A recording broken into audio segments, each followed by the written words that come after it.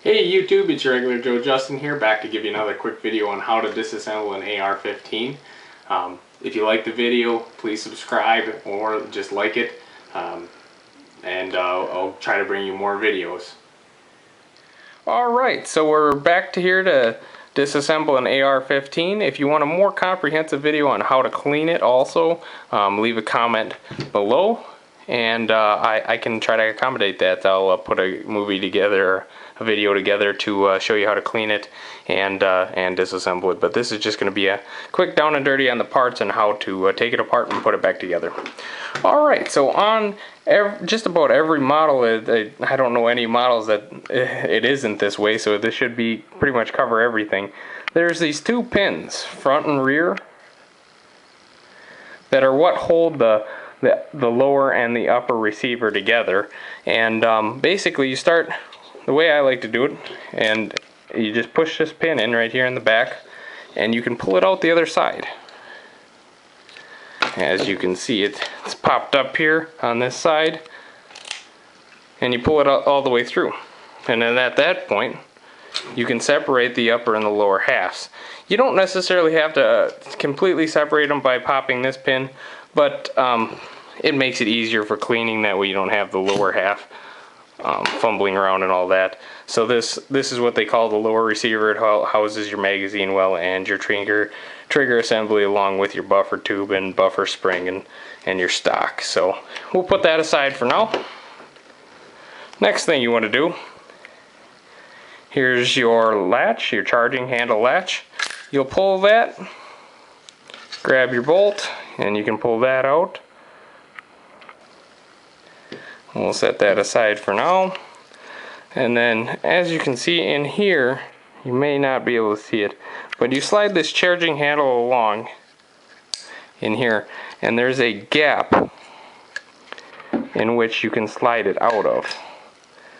And then you would just do the same thing to reinsert it. So now that you got it apart, these bolt carrier groups were designed to be disassembled with the tip of a bullet.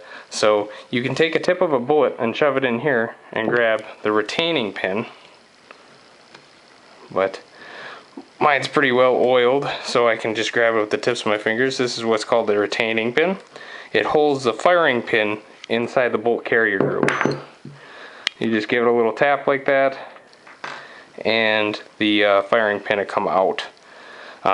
This itself is the bolt carrier, and this is actually what's called the bolt. Now, next, the way to get the bolt out is you push it back like this.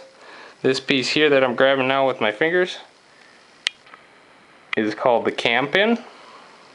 Pull that out, and now you can remove your bolt. Now to reassemble it, reinsert your bolt, and if you can see here,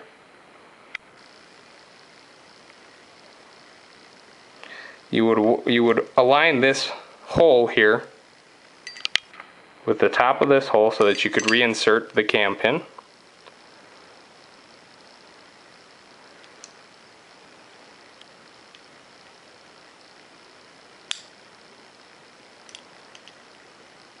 And my bolt's a little bit dirty because it's a brand new bolt. I'm trying to wear it in, so I haven't cleaned it in between each one here.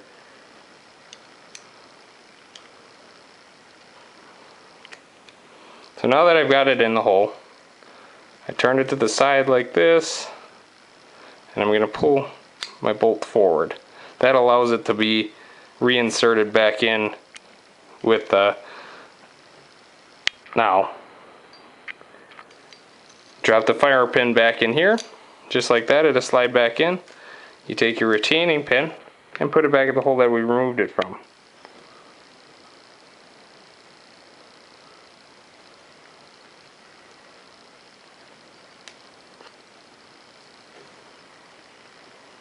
You might have to jimmy it around a little bit.